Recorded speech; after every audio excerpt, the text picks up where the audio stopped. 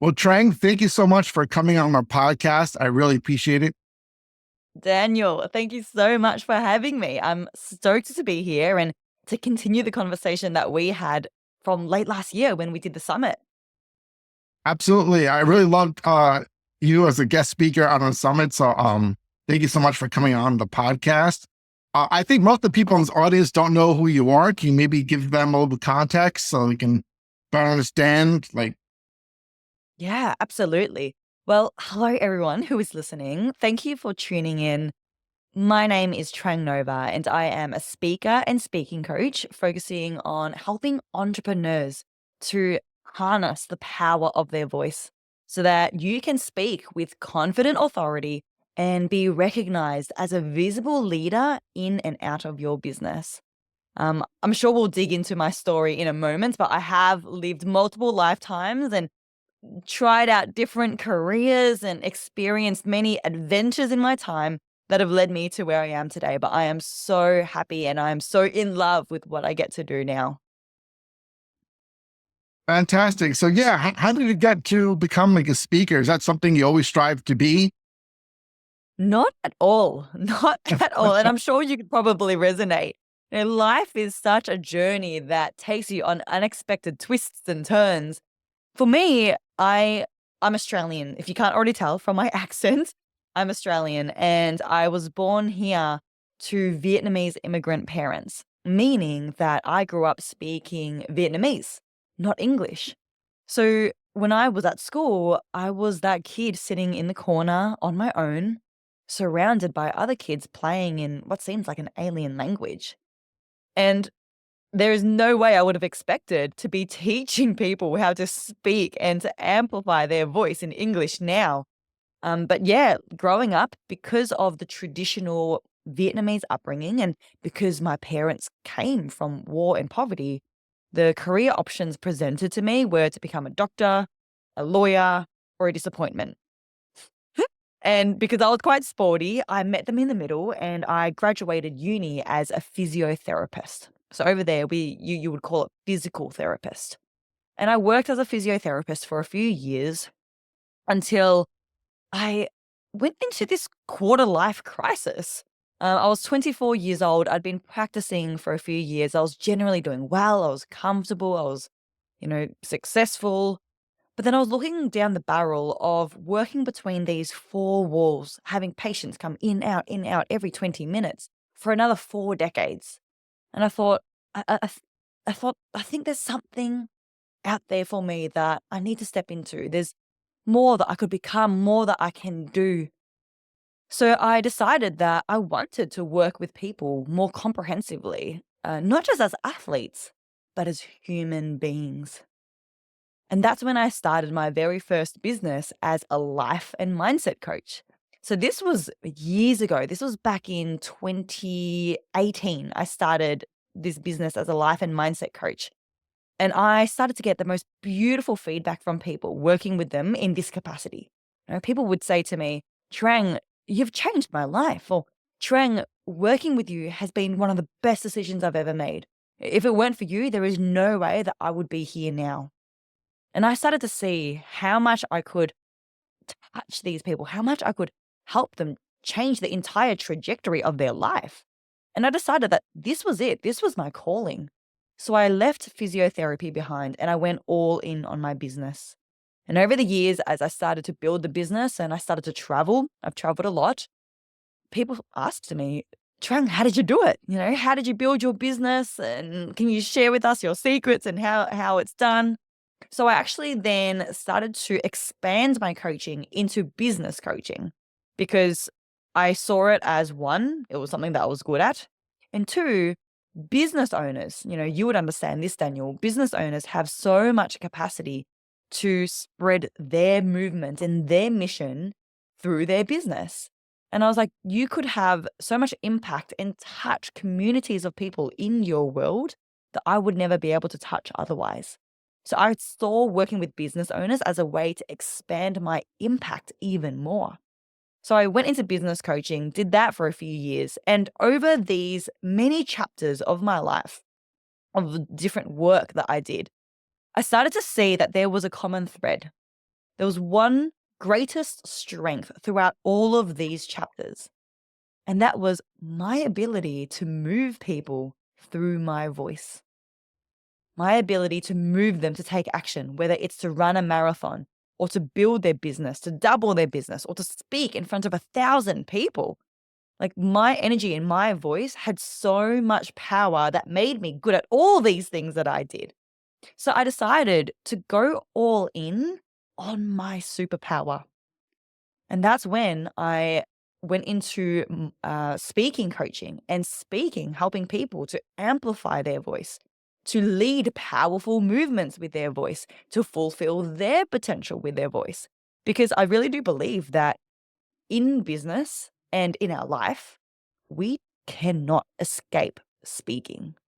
Speaking is a crucial part of our everyday life that allows us to negotiate any reality that we want, to get the results that we want, to build the relationships that we want, to achieve the success that we want, to be able to impart our message and to create an impact. That comes from our voice. If we look at the most powerful leaders in history who've changed the world, they've used their voice to speak with complete conviction, with raw emotion, with courage to lead these movements to change the world. So I decided that this was my calling. And ever since I have gone all in on speaking coaching and speaking, it has just lit up my world. It's what I'm made for. And I love seeing more people use their voice, more people spreading their purpose and leading to humanity, spreading a greater purpose. And then ultimately, I really do believe that that's going to change our world and our future for future generations. Well, thank you, Trang, for sharing all of that. That sounds like such an amazing story. Like when I talk to you now, you come across as somebody really self-confident. First of all, like always like that self-confident as you are now. And like, what about people like, there's a lot of people that I talk to that want to speak, but they're either shy or like, I meet a lot of people, but they have a lot of fear of being seen, fear of being heard. Yes. Like, how do you like overcome that? That's a really great question, Daniel. And it's one that is very, very relevant. I think we all resonate with feeling self doubt, feeling imposter syndrome, not being sure if we want to be seen and heard, and at the risk of judgment or hate. There are so many different angles that I could come at this from, and I could talk about this for hours and hours, but I'd like to actually share a quick story to highlight this. So, a few years ago, just after COVID, I remember I was doing a talk, and this talk was live, but also being live streamed because at that time people were still hesitant to leave their homes. And halfway through this talk, I had said something important, so I paused to let that point land. In that moment, someone who was on the live stream, who thought they were on mute but weren't, said out loud, "Ugh, what a load of bullshit." I died. The whole audience heard it. The organizer of the talk was sitting at the back of the room, and he was running to the front of the room to try and desperately mute this thing. And in that moment, I wanted to disappear and never be seen again. I started to rush through the slides. I was panicking. I was skipping through slides just to get to the end faster and get out of there. And when I drove home that night, I couldn't help but cry. Like, I was sobbing in the car because I felt humiliated. I felt awful. I thought maybe this pathway, maybe speaking is not meant for me. Maybe I'm not cut out for this. But you know what? 3 days later, I received a message from someone else in the crowd at that talk. And she messaged me saying how much she loved my talk and how there was this particular thing that I had said that she needed to hear right in that moment. And it had shifted so much for her just from those last 3 days that she heard me say it. And that made me realize that we can be changing lives. We can be we could be someone's savior in a particular moment, right? Whether you're a speaker, whether you're a business owner, a coach, whatever it is that you do, you could be exactly what people need. And at the same time, there's always going to be someone who doesn't like your content, who doesn't like what you have to say. And there's always going to be haters. But what I say is, for every hater that exists, for every person who judges you, there's going to be another 10 who are going to be inspired by you. And where the hater is going to judge, they're not going to give you anything. They're not going to pay you. They're not going to fund your next holiday to the Maldives. So they are irrelevant. What about the 10 people who you are going to inspire, who you are going to change their life, who are going to love you and be loyal fans to you? They're the ones who you need to focus on and serve. So, what I say in overcoming fear of judgment, in stepping into more confidence, is this: focus on those who do need you. Take the locus of attention away from, oh, what do people think of me? Are people going to judge me? Am I going to get cancelled if I say the wrong thing? Don't focus on that. Focus on those who do love you and you are going to inspire. Because the whole thing about lack of confidence is because we are overly focused on one thing. We're overly focused on ourselves. We're in our heads. Oh, what are people going to think of me? Are people going to judge me? And of course, we're going to feel nervous. We're going to feel nervous to speak up. We're going to feel nervous to speak our truth because there is our ego, our entire identity on the line. So we're going to feel nervous because we're in our own heads. But when we shift that locus of attention onto those who we can help, on the audience we're going to serve, on our message that we are going to share, then what is there to lose anymore? There's nothing on the line anymore. There's only something that we can give. There's only a gift that we get to give. And there is actually a saying that I always repeat to myself before a talk or before even a podcast recording that helps me overcome nervousness and feel more confident in my performance. And this is the saying: your talk is not a performance to be judged. It is a gift that you get to give. And that is a saying by Lance Allred. He's a TEDx speaker. He's the very first deaf NBA player. And that saying, your performance is not to be judged. Your talk is not a performance to be judged. It is a gift that you get to give. Like, what is there to be nervous about anymore? You get to be the one who gives and gets the help. So that puts you in a place where you feel differently about what you're about to do. You feel more confident, you feel more excited and more drawn towards going in there and doing your best because there is nothing to lose. Well, that's really amazing. I love that reframe, and thank you for sharing that quote by Aldred. That's really amazing. I never heard of that before, and that's definitely a great way of shifting people's thinking, because I may try that myself, because sometimes I get nervous when I speak either on a podcast or in front of an audience. So just thinking that it's a gift and not something that, that really changes the game, like the whole mindset about speaking. That's really amazing. Yeah, Well, I wanted absolutely. to ask you also, is like, there's a lot of people out there that don't like their jobs. They're confused about their career. They want to do something else. How do they know if speaking is right for them? Mm. When it comes to speaking, this is what I say. You don't have to be a speaker on stages in front of 1,000 people to be considered a speaker. Because no matter what you do, whether you're a teacher and you teach students, you're a coach and you coach your clients, whether you are a mother and you're raising your children, a father raising your children, you're a friend who reassures your friend over a heartbreak, whether you are a leader who has team members, whatever it is that you do you need to open up your mouth and speak to people? And the answer should be yes. So anytime that you open up your mouth and speak to people, then you are a speaker. Because in that moment, the way that you speak has the power to completely touch the other person in one way or another. Now, if you deliver what it is that you're about to deliver well, then you could inspire the other person. You could educate the other person. You could inform the other person. You could influence the other person in a really great way.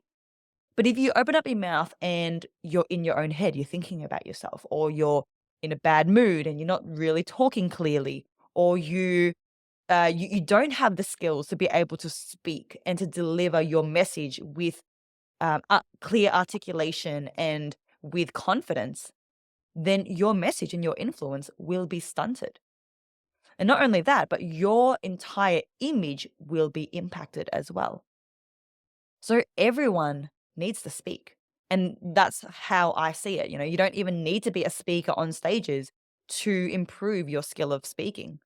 Let me share you a quick story actually. So recently I had the honor of watching one of my friends present his thesis for his PhD in astrophysics at Harvard University.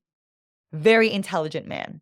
And as I watched the replay, there was this older man who got up at the start to introduce my friend. I watched this older man speak and introduce my friend, and I couldn't help but feel sorry for him because he seemed so nervous. He didn't look comfortable. His speaking tone was uncertain, and he had filler words every 10 seconds. I'm not even exaggerating. Every few words he would have an and I texted my friend and I asked him, "Who was that who introduced you? Was that your supervisor? Because he seems really sweet." And my friend replied saying, "Huh, funny you call him sweet, like he's a gentle old man. He's the chair of the astronomy department at Harvard University. He is a professor of astrophysics.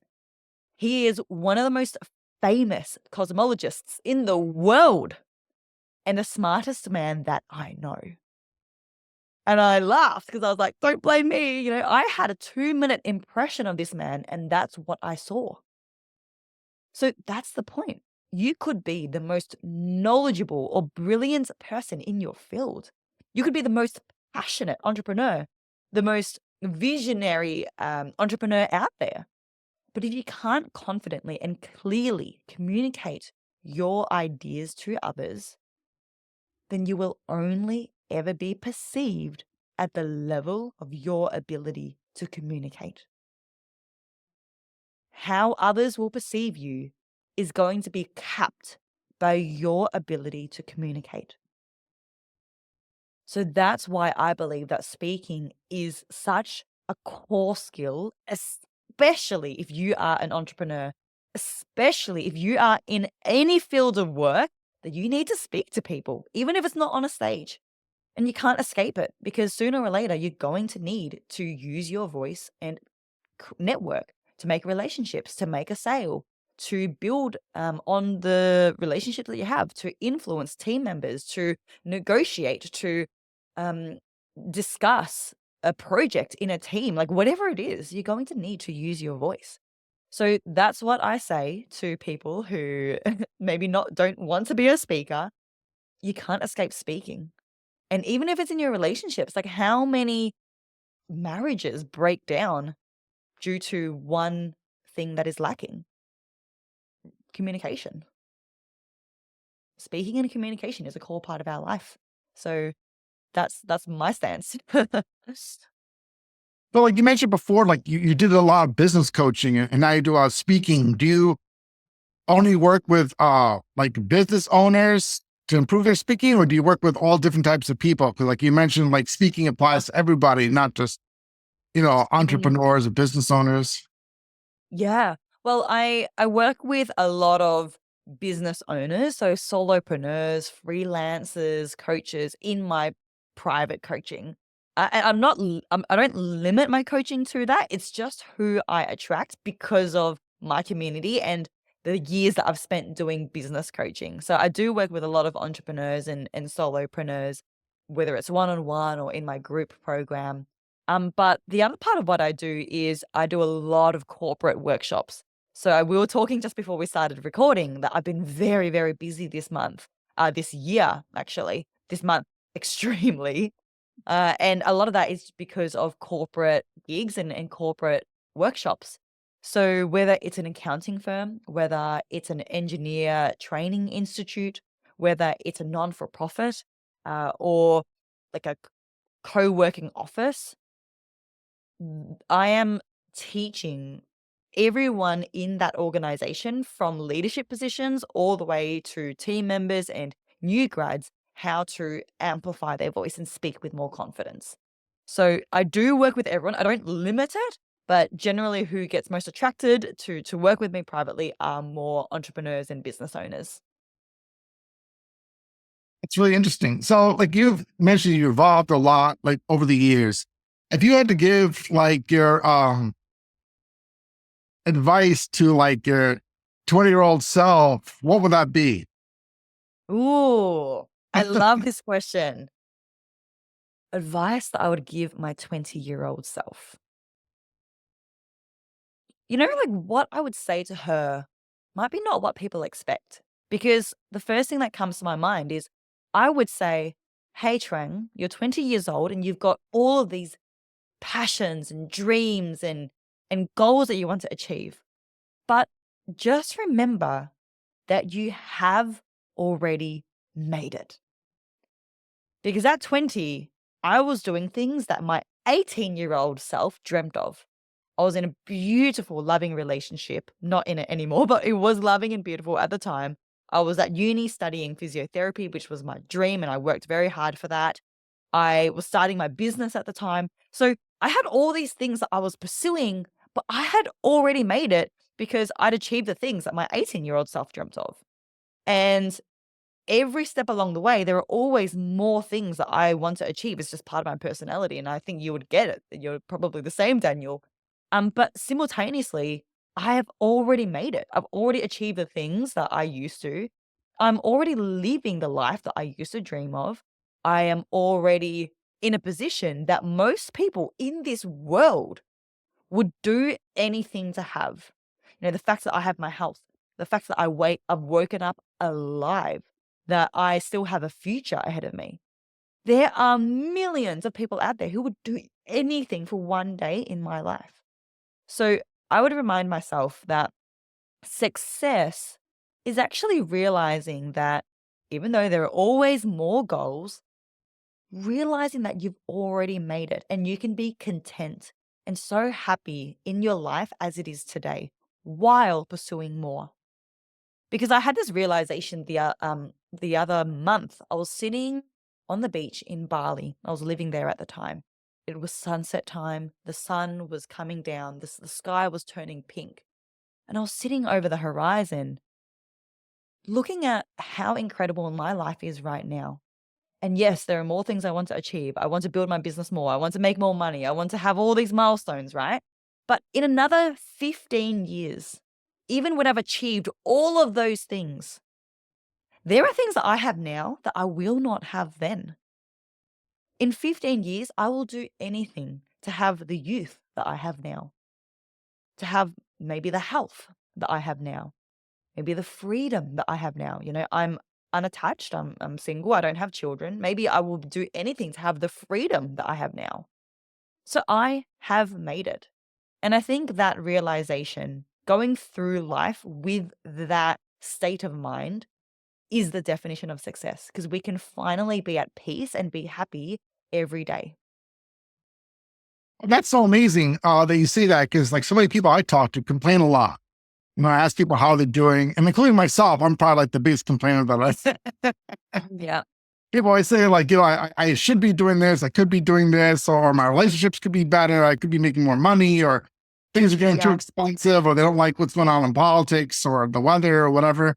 So that's such an amazing like your mindset. So can I ask you like, how do you get to who you are today with like your speaking, your mindset? Did you? I mean, were you just born like a natural speaker and you had this mindset, or did you go for like a lot of training? Yeah. I definitely want to answer that question. But before I do that, can I even expand on what you said before, Daniel, Yeah. about a lot of people complaining? Because this is something that I have looked into, and I'm not perfect, right? Like there are times where I find myself maybe complaining or wishing for something different. But I think this is such an interesting conversation because I read something the other day that made so much sense. And it explained all the reasons why us humans, we just struggle to stay happy.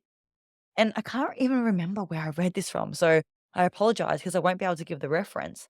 But the source of this was talking about how as humans, we are wired to be unhappy, which sounds funny because it's like, why are we wired to be unhappy? So think about happiness, right? Think about the moments where we are most excited or we are most happy.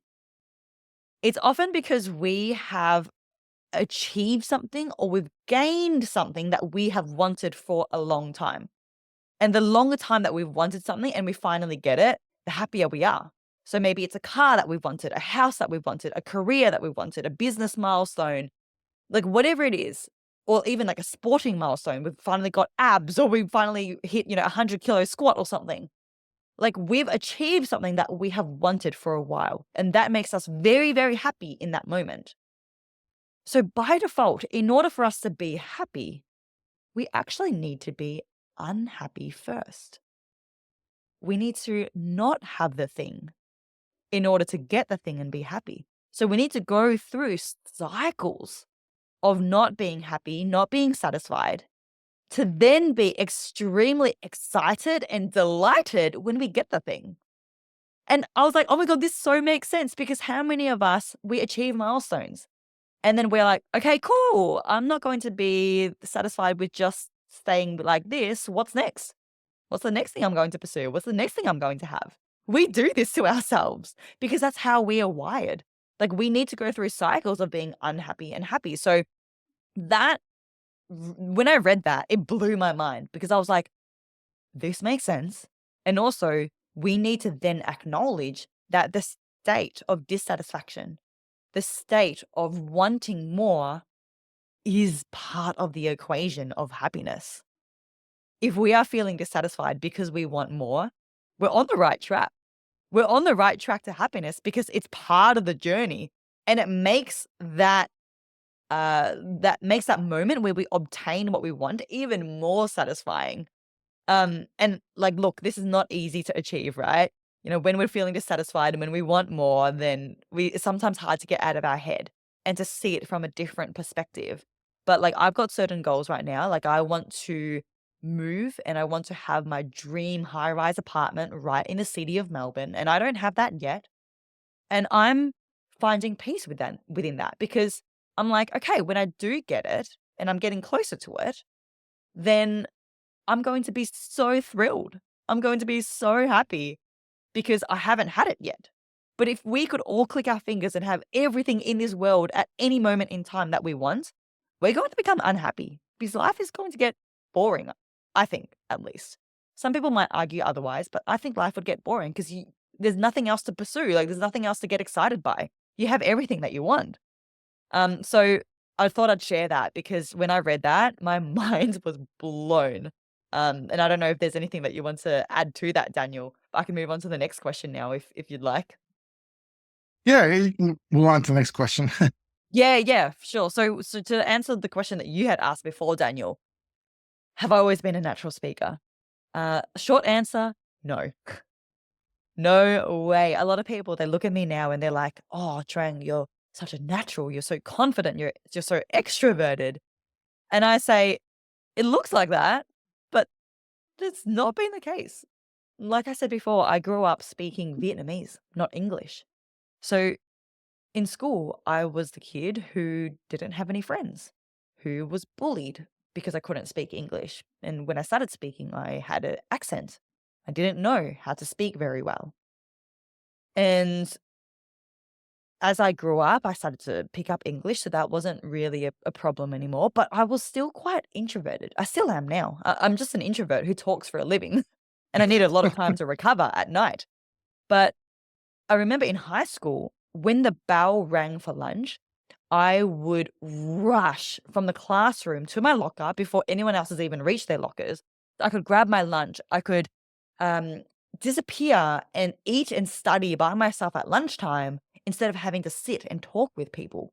Like I've always actually been an introvert to that degree. Like I'm not a natural speaker. I'm not an introvert. Sorry, I'm not an extrovert. I am an introvert. I'm not an extrovert.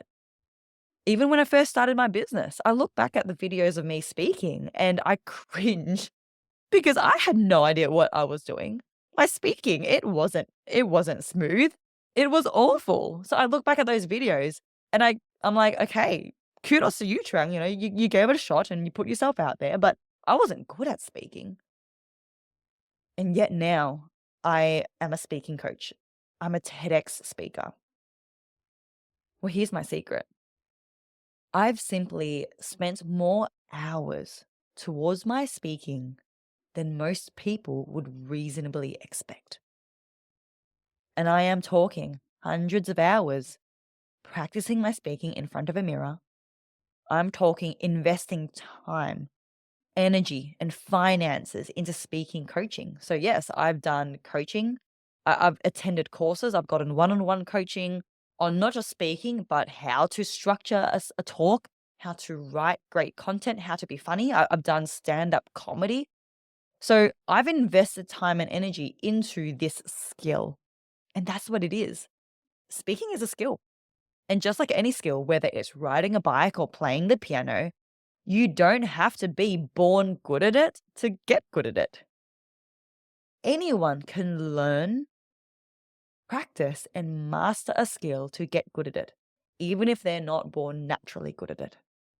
So I really do believe that if anyone's listening to this and they're not feeling confident that they can become charismatic or a good speaker or a confident speaker, I really encourage you to see it differently because I wasn't.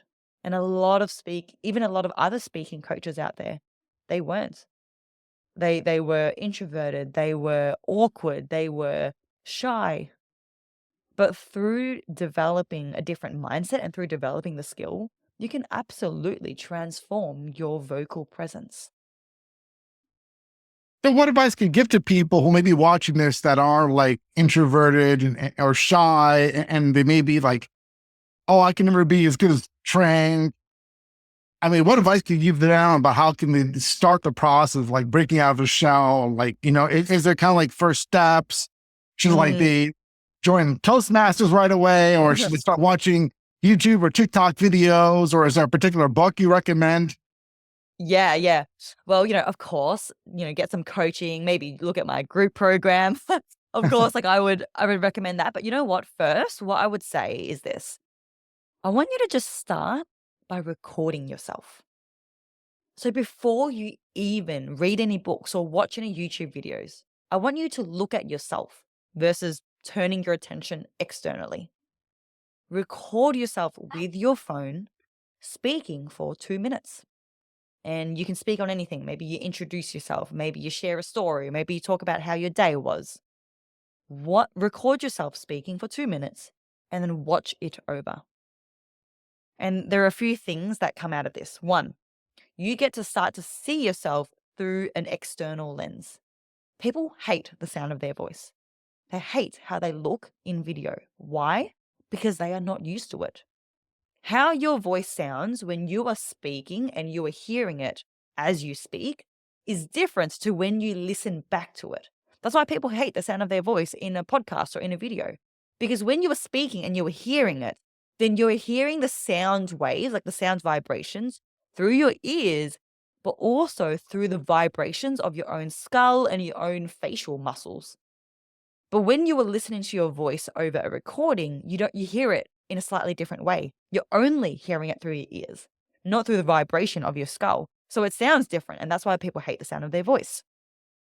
So if you hate the sound of your voice and if you hate the way that you look, then you're already going to be very hesitant and very not confident to do more speaking, to put yourself out there, to lead meetings, to lead teams, to launch your podcast or your YouTube channel.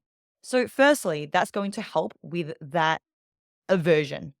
Secondly, watching over a video of yourself, you get to see things that you didn't notice while you were speaking. Maybe without even learning about speaking through YouTube or reading a book, you're already going to start noticing things about yourself. Like you already have a certain level of knowledge about speaking. Maybe you look at yourself and you're like, oh my gosh, I say every 20 seconds.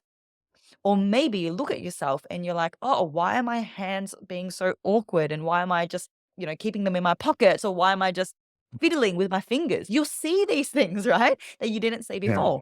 Or maybe you look back over your video and you notice that you're looking at the ground instead of looking up into the camera. So you'll start to already notice things about yourself and you can pick out one, two, or three things and start to work on that already without having to even learn anything new. And I really encourage that because people can often use learning as a distraction, as a procrastination method. Oh, I'm going to avoid actually working on my speaking by consuming 40 hours of YouTube content first, and then I don't end up implementing any of it. So I would really recommend start by just recording yourself. And then, yes, of course, there are fantastic resources on speaking, podcasts, YouTube videos, books on speaking. There are so many out there, and you can consume that, and you'll already have plenty of information to go off. But also, what I say when it comes to speaking as a skill is I really do believe in the power of personal personal guidance. And I'm not just saying this because I am a coach and I'm biased. Maybe there's a little bit of bias, but I have invested tens and tens of thousands on speaking coaches because learning about something is one thing, but then having an expert look at the way that you do something and give you that guidance is another. Because you can learn about how to play basketball all you want, but if you go out there and you self-teach basketball, it's always going to be slower and not as effective as if you had a world-class basketball coach pick up on all of your mistakes straight away and directly tell you what you need to do differently. Because different people, they do need to work on different speaking components. What you read in a book is going to be general. It's going to be general advice. But where someone needs to focus on their speaking volume and increase in their projection of their voice, another might need to do the opposite. Where someone needs to speed up their speaking because they currently speak really slow, another may need to slow down their speaking because they currently speak really fast and they don't give anyone a chance to keep up with what they're saying. So everyone has to focus on what they need to adjust in their speaking. And that may be the difficult component of working on that skill because books and general resources are that. They are general. I wanted to touch upon something you mentioned before about how a lot of times like relationships fail because of a breakdown in communications. Mm. I wanted to like ask your opinion about that. Like, why do so many people, especially like in relationships, have that breakdown? Like, why is it such like so prevalent? I mean, it's like it seems like 2025. Shouldn't we all be like on the same wavelength? Why is there so many like in relationships? There's so many breakdowns in communication. Why does it happen? Yeah.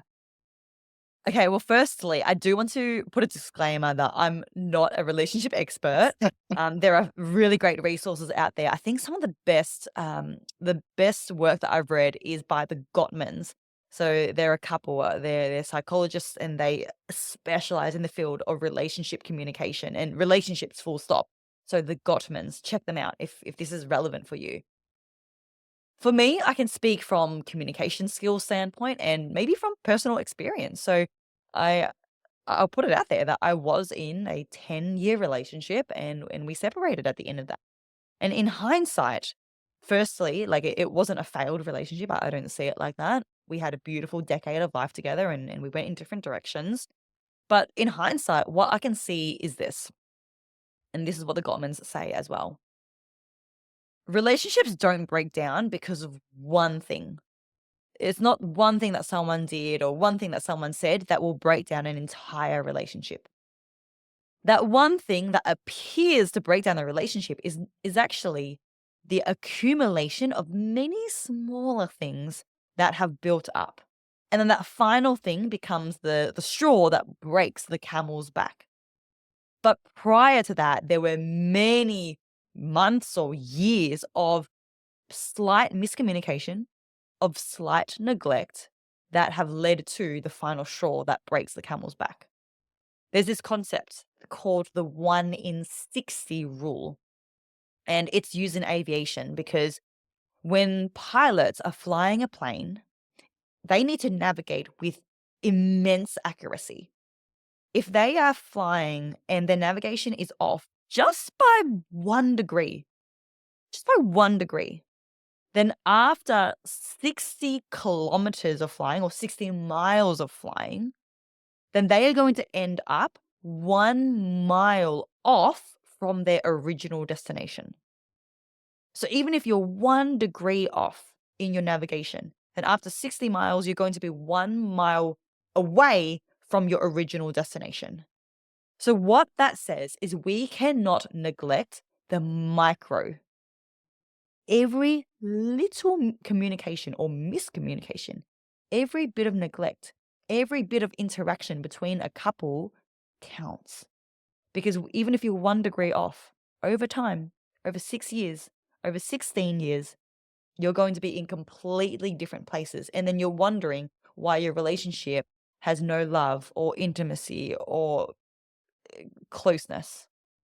And it's because it started off by being 1 degree off. So something that I've learned from my relationship and from reading this is do not neglect the micro. You know, if there's something that you're slightly not happy about, if there's something that you feel has been miscommunicated, even slightly, you bring it up and you talk about it. You don't neglect it because after a period of time, it will become a big monster that you cannot contain anymore. Well, thank you for sharing that. I mean, everything you say, you always have so much wisdom. That's why I always love listening to you. And Thank you, Daniel. so I wanted to ask you, like, you offer coaching, programs, workshops. Can you share a little bit more about that? Like, you're based in Australia. Do you only work with people in Australia, or do you work with people in other countries? Because I'm sure like people from this podcast are watching worldwide. Yeah, for sure. Yes, I'm based in Australia, but no, I don't only work with people in Australia. I've actually, I'm very proud of this. Late last year, I achieved this. I wouldn't say it's a milestone, but I've realized that I've worked with clients from every continent. So every continent of this world, I've gotten clients from one on one, working with them intimately, except Antarctica. But every other continent, yes. So yes, I work with people from all over the world, and whether that's one-on-one coaching, if you want to do a once-off coaching and strategy session on your speaking, I do that. To 5 month containers of one-on-one coaching. I find that, of course, the longer period of time that we had together, the more that you're able to develop your speaking, because it's not just speaking delivery, but it's maybe workshopping or structuring a talk that you have coming up, improving on the way that you structure your podcast episodes. Like that is something that I've had training in. So that is something that I get to help my clients with. Because if you want to be effective in your communication, it's not just the delivery. It's the how, it's the structure of your talks, it's the journey that you take people on in your talk. So I love doing that. I love the speaking training and then the workshopping together towards a common project, whether it's a talk that they've got, a workshop they're running, a big podcast interview they've got. Also, you mentioned Toastmasters before. I run a program called Voice for Impact, and it's all about you using your voice for impact. And I liken it to Toastmasters, but more fun, maybe less sterile, and more personalized. And what that looks like is it's weekly online workshops. We get together. It's semi private, so a maximum of 6 to 8 people per workshop. And we get together where you practice your speaking, and there's going to be things that you practice because there are weekly modules that you'll get to work through. So you focus on different components of your speaking, whether it's storytelling or body language or speaking delivery with more articulation or more tonality. Whatever it is, you go through the content and then we come together in the workshop and you practice that. And because it's semi private, there's only 6 to 8 people. I am right there giving you live feedback and coaching on your speaking. and people join as a membership and they get access to the weekly workshops. And we come together and we continue improving. And through this journey, people have transformed their speaking because you go through all of the components of speaking. You have live coaching from me. You get to practice speaking under pressure because you're speaking on the spot in front of other people, right? So you're developing all of these skills that people are often missing when it comes to speaking. How to speak with more confidence in front of a group, getting live coaching on your speaking delivery, and working on all of these different components like storytelling, body language, speaking delivery, humor, improvisation, all the things. And yeah, people have transformed their speaking in as little as 2 or 3 months. Like I'm talking people launching their podcasts and YouTube channels, speaking in front of 1,000 people, getting standing ovations. Like these are big results. People being able to lead their team at a completely different level. Like the feedback they've gotten, they know at a tangible level, they are now leading their team at a higher level. And this lights me up because business owners who I work with, and you don't even need to be a business owner, but whoever it is that I work with, like everyone has a role in their life to touch and to create change in their world. And me seeing that they can use their voice with more confidence, with more power, is my legacy. It's me living out my purpose. So it really moves me that I get to do this work, and that's in Voice for Impact. What I was talking about just then, I get to do this work, and I get to help people at different levels because Voice for Impact, the membership versus one-on-one coaching. There's a variety of investment levels, so it's accessible for anyone who wants to work. So yeah, it lights me up, and I'm so grateful to be able to do what I do. I mean, how can people get in touch with you if they have any questions or they want to reach out to you and get some coaching or training? Yeah. Uh, Multiple ways. I have different platforms that you can contact me on. So if you are active on LinkedIn, which I am becoming more and more active on, then you can find me as Trang Nova. So that's TRANG Nova, like the star, NOVA. On Instagram, I'm Trang_Nova. Or you can check out my website, trangnova.com. And there you'll find my email. So if you want to get in touch in any way, then please feel free to reach out. And I'd love to get to know you and have a chat. I just had a couple more questions for you, real quick. So Yeah, right of with you. course. You mentioned like, you spoke on TEDx. I've met people that that's like a goal they want to get on. I was just curious to know, is that something like difficult to do to get on a TEDx? Do you have to do like a lot of preparation? Or is it something like somebody can just like, hey, I'm signing up for TEDx and a week later they're on TEDx? Can you maybe share a little bit for people who may be interested in doing something like that? Yeah. In short, my TEDx journey was, oh, it was a challenging journey. I'm not going to sugarcoat that, but it was one of the most fulfilling journeys that I have been on. So what I'd recommend is if you do want if you do want to do a TEDx talk, the first thing you need to do is to get aware of all the events in your area. Because these TEDx events, they are looking for speakers almost half a year in advance before they even advertise that the event is happening. So you need to be really switched on. And that's how I did it. I subscribed to all the email lists, all of the social media platforms of the local TEDx events in my city. And there's probably at least a couple in your city because it's a worldwide phenomenon. There are events in every country. No, not every country, but many countries. So subscribe to their social media, to their email list, so that you can be the first to find out when speaker call outs happen. That is the very first step. You need to be aware of when speaker call outs happen because as soon as speaker call outs happen, the process is time sensitive. It is competitive.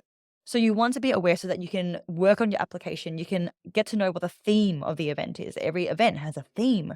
And you need to plan out your topic so that you can pitch it in the application. That is very important. The topic of your TEDx talk is something that you do want to plan out meticulously because that's what they're going to be looking at in your application. And TEDx has these regimented guidelines of topics. It needs to be a unique idea. It needs to be innovative. It needs to be different. You can't just talk about the same ideas again and again. You can't talk about how to be more confident or how to find your purpose in life. Like, people have already talked about those things. And in the application, there's going to be thousands of other people probably pitching the same idea. So you need to share an idea that is unique, that is progressive, that is innovative for society or for the world. And that's what I would recommend for you to get the journey started. I actually, if I'm allowed to, Daniel, like, I actually did recently Mm. do a series on my podcast and my YouTube about this. It was a 4-part series on how to become a TEDx speaker. And I walk through all of these steps in great detail, sharing my experience as well as what I know about what TEDx is looking for. So yeah, if you're interested, then there's more detail in there. But I really recommend that you get prepared in advance, because essentially, it's a competitive process. But is that something like you can help people with through your coaching and training? Yeah, Like help them with absolutely.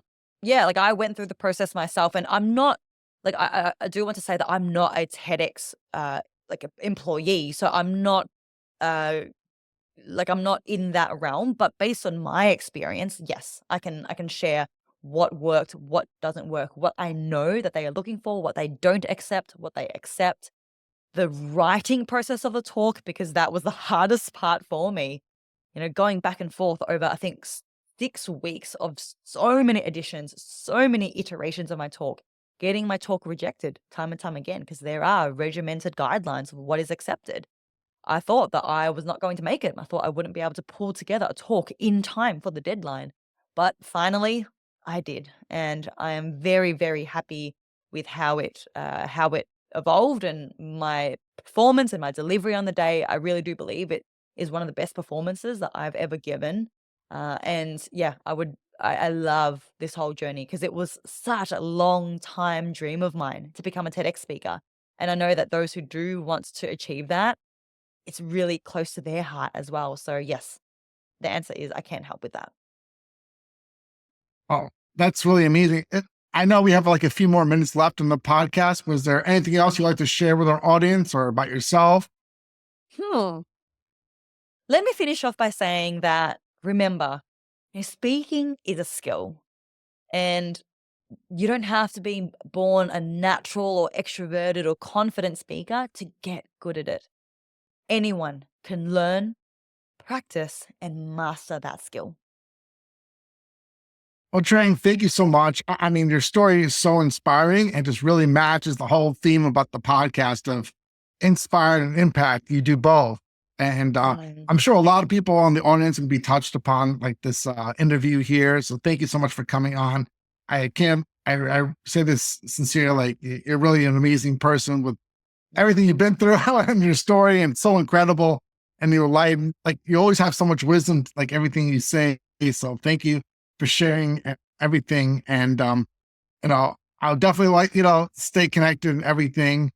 Um, thank you so much for being on this podcast and everything. And I was up for a wonderful day.